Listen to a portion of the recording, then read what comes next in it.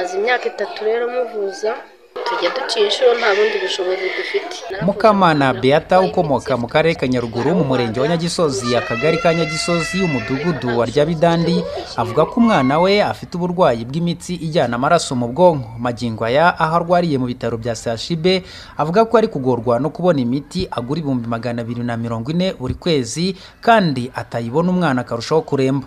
Kagize imyaka 6 twafashwe gafite 3. Mu gihe cyari gishize nabonaga atangiye kumera neza turi hano za kugira ikibazo cy'imiti subira inyuma. Umuti ugura 36 umwe ukagura 42 ukagura 29 ukagura 19. Ibiri niyo bampa amacupa 2 akamara ukwezi. Undi nanone nayo amara ukwezi. Iyo ntabonye 3 ntabwo gushira. Uwo 29 nawo iyo mbonye amacupa 2 nayo amara ukwezi. Ni imitenze kuyibona abavandimwe barampariye amuntu n'umukindeba kandi iyo miti hano ubutarendi ntayihaba no kujya kuyishaka i Kigali.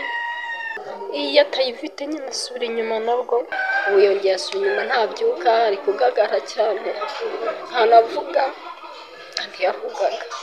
Ashimira ubuyobozi bw'akarere ka Nyaruguru n'ubw'igihugu kubyo bwamufashije kugeza ubu akavuga ko aho bigeze kuko imiti akenera yose ayigura hanze kandi muhenze n'umugira neza ubishoboye yamutera inkunga. Njya kujya mu Buhinde nari nafashijwe na Faisal impamini sante twagiye mu Buhinde baramubaga kandi babaza imitsi yo ku bwonko. Hari igihe bategeka kugura nk'ikintu wenda kigurwa hanze kuko akarere karamfasha pe nacyo nagashinja Imana izajye bahumugisha ariko ibyo hanze ntabwo babasha kubigura ariko baramfashije Imana izabahumugisha ndabashimira cyane.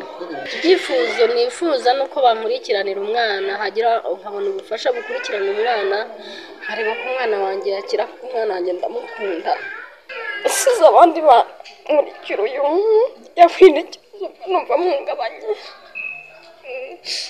Umuyobozi w'akarere ka Nyaruguru wungirije ushinzwe imibereho myiza y'abaturage Byukusenge Asumuta we avuga ko ikibazo cy'uyu mubyeyi bakizi nk'abayobozi bityo ngo bagiye kongera kureba niba hari ubundi bufasha bamubonera bwabura bakamukorera ubuvugizi. Turakizi uriya mwana nitwe twamuvuje buriya burwayi mu Buhinde ndumva ari 8,000,000 twishe ndetse no kuva yanagaruka yagiye ajya mu bitaro bya Kanombe aho hose tukamwishyurira. Uyu munsi ari muri CHB naho turamwishyurira dutanga ubufasha bwose bushoboka ngira ngo nawe arashima nk'uko yabibabwiye ntacyo tutamufashije. Uyu munsi rero ikibazo nabonye agaragaza imiti afite 240 cyangwa ari ibindi bikoresho akeneye wamubwira noneho akatuvugisha tukumva ko hari ikindi twamufasha kubyo tudashoboye umuntu akaba yamukorera n'ubuvugizi ku rundi rwego cyangwa tukavugana n'ibitaro kuko ayo mafaranga yazishyurwa. Mukamana Beata avuga ko mu gihe cyose imiti 240 akenera buri kwezi yabibonetse umwana yakira nawe agataha akajya kwita ku bandi 5 yasize muhira bari mu buzima butari bwiza. Umugira neza ushaka kumugezaho ubufasha ngo yabunyuza kuri nimero ya telefone 078 194 8301 ibaruye kuri Nyiratabaro Jose mu karere ka Nyaruguru. Nari Rukundo Emmanuel, Isango Star.